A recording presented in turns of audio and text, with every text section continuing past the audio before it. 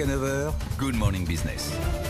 Et à 8h19, c'est Frédérique Vidal, la ministre de l'Enseignement supérieur, de la Recherche et de l'Innovation, qui est mon invité. Bonjour Frédérique Vidal. Bonjour. Vous êtes encore ministre, il y a le Conseil des ministres tout à l'heure. Vous y allez... Absolument, j'y vais en sortant d'ici. En sortant d'ici, je vous souhaite de l'être dans le prochain gouvernement qui sera annoncé dans les prochains jours. En tout cas, sur votre bulletin de notes, vous avez une belle mention puisque la France est championne du monde en matière d'université, dans le classement de Shanghai, notamment en mathématiques. Absolument, et c'est vraiment une très grande fierté. Évidemment, c'est d'abord le travail des mathématiciens et le travail des établissements que je voulais saluer ce matin. Champion du monde en mathématiques, deuxième meilleur au monde en écologie, troisième meilleur au monde en océanographie. Enfin, nos établissements sont reconnus à leur juste mesure. Mais est-ce que c'est un tour de passe-passe? Est-ce que vous avez su séduire les Chinois qui font le classement de Shanghai? Est-ce que en regroupant, par exemple, nos pôles d'excellence, en additionnant, par exemple, Polytechnique et sur le plateau de Saclay et l'École normale supérieure, est-ce que vous avez enfin compris comment fonctionnait le classement?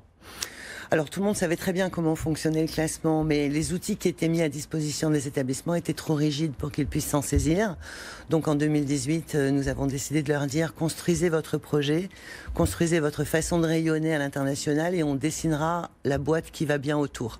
Et c'est ce qui a permis la création de l'université Paris-Saclay, la création de PSL, la création du GA, la création de tous ces sites d'excellence qui ont su garder leur identité, mais être capables de se projeter à l'international ensemble. Au-delà de faire cocorico, l'objectif c'est quoi? C'est d'aller chercher les meilleurs étudiants étrangers? Absolument, c'est une question d'attractivité. Les étudiants sont extrêmement mobiles, ils regardent évidemment ce classement, et donc c'est aussi une façon de dire et de montrer toute l'excellence de la recherche française. Est-ce que vous redoutez qu'avec l'expérience du confinement, on ait moins de vocations cette année sur les campus d'excellents français?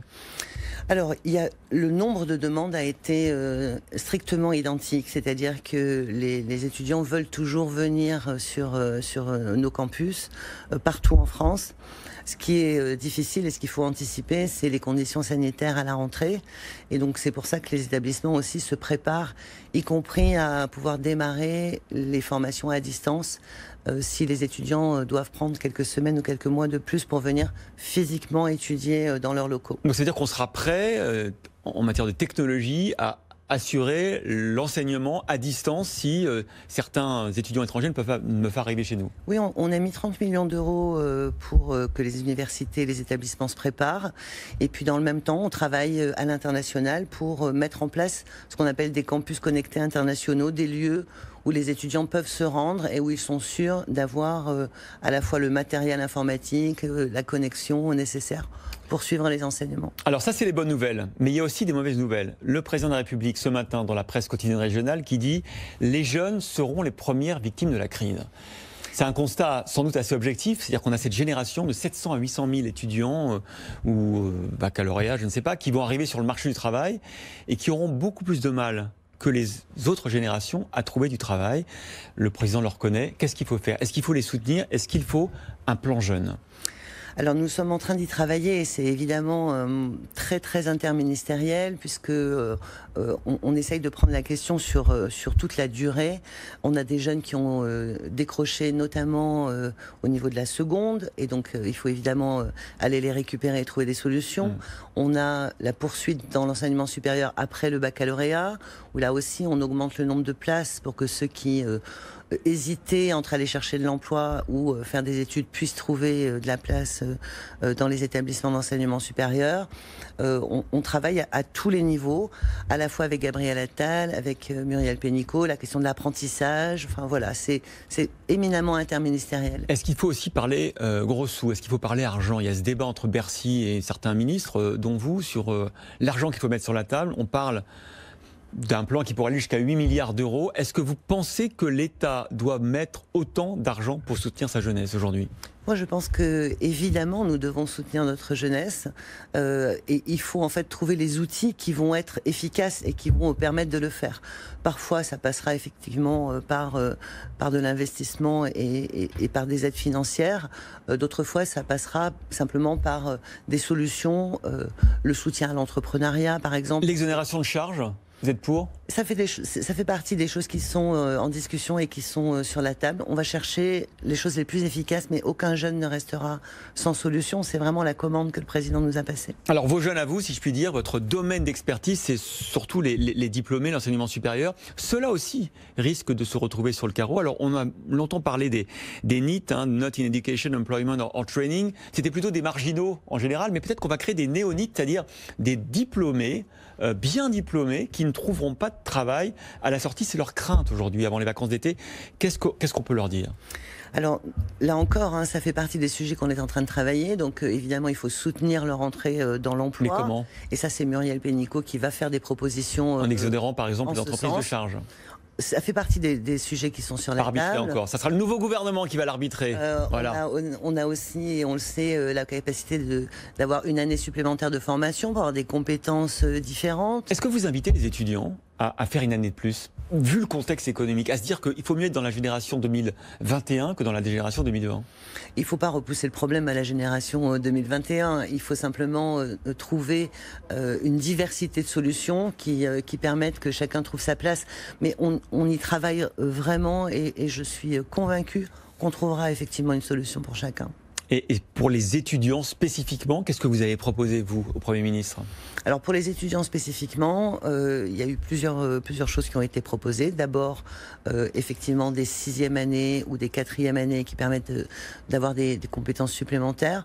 Le renforcement de l'apprentissage, c'est très important parce qu'il y a beaucoup de jeunes qui ne s'engagent pas dans les études supérieures, y compris pour des questions de moyens. Et puis un accompagnement, et les établissements y sont prêts, ils le font déjà depuis 2017.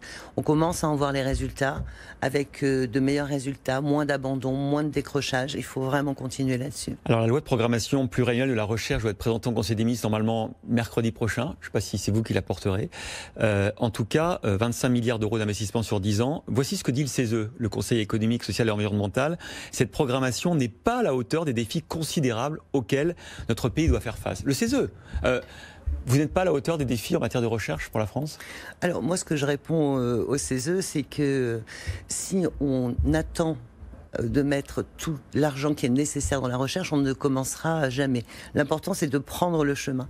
Ça fait 20 ans qu'on n'a pas investi dans le monde de la recherche. Ce que propose ce gouvernement, c'est un investissement de 25 milliards sur les 10 prochaines années. Certes, si on avait 50 milliards, on saurait probablement quoi en faire. Mais commencer par 25 milliards dans une période de crise, c'est réaffirmer la confiance. Alors c'est bien parce que c'est effectivement, ça augmente de 5 milliards par rapport au plan précédent. Simplement, vous démarrez très lentement. J'ai vu qu'il y avait seulement 400 millions d'euros en 2021. Donc c'est toujours pour les gouvernants d'après qu'on leur demande de mettre de l'argent. Non, en réalité, si on injectait d'un seul coup les choses, on ne pourrait pas accompagner le processus.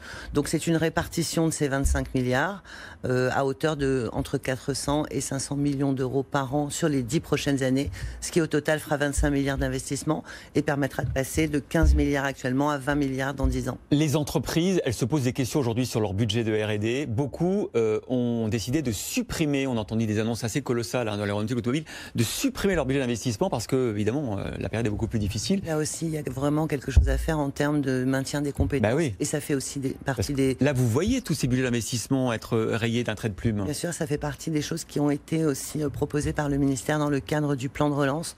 Comment est-ce qu'on fait pour ne pas perdre ces compétences de R&D et pour que les entreprises, lorsqu'elles auront retrouvé un équilibre financier, puissent de nouveau investir dans la recherche. Donc ça veut dire quoi ? Ça veut dire que l'État va se substituer à elles, va les encourager, va leur payer une partie d'investissement, va faire des dégrèvements fiscaux ? L'objectif, c'est vraiment que l'on encourage le maintien de ces programmes de recherche. Oui, mais au-delà d'encourager, il faut aider.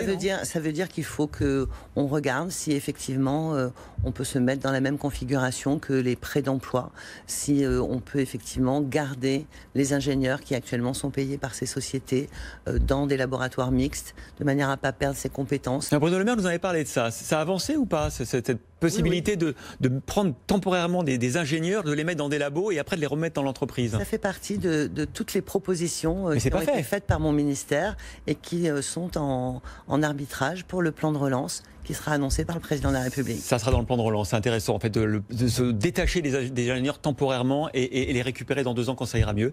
Une dernière question, parce qu'il y a souvent les paroles et puis il y a les actes.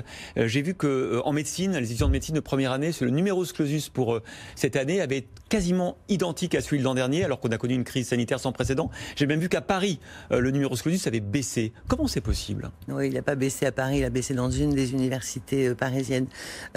L'idée, c'est que on a fait plusieurs choses pour qu'il y ait plus de médecins qui arrivent aujourd'hui sur le marché du travail. La réforme du 3e cycle, la réforme du 2e cycle, la réforme du 1er cycle, l'augmentation du nombre de médecins formés dès la première année, on la verra l'année prochaine. Pourquoi toujours l'année d'après? Pourquoi vous l'avez pas fait cette année? Il y a eu une très grande augmentation entre l'an dernier et cette année.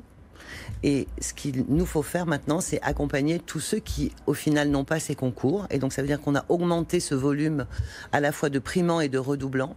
Et l'année prochaine, les redoublants seront dans d'autres filières et on pourra augmenter au niveau des primants.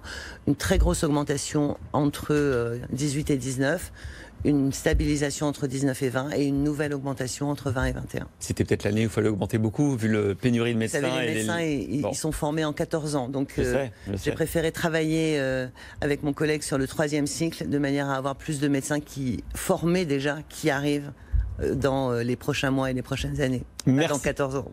Merci Frédérique Vidal, ministre enseignement supérieur de la recherche, d'avoir été notre invité. Bon conseil des ministres. J'espère que ce ne sera pas le dernier, je vous le souhaite en tout cas. À bientôt. Gentil.